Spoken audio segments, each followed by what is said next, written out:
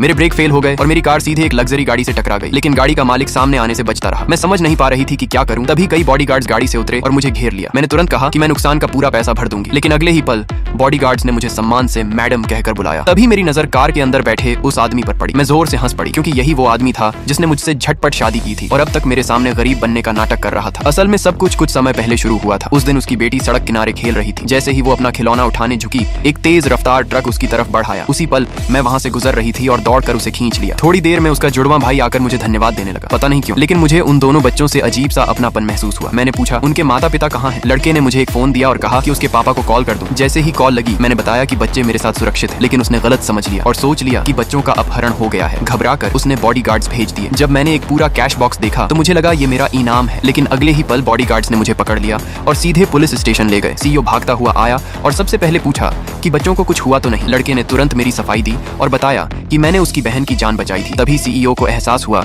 कि उसने मुझे गलत समझ लिया था। सब कुछ साफ होने के बाद मुझे छोड़ दिया गया और उसने मुझसे माफी मांगी। उसी वक्त मेरी सौतेली माँ का फोन आया।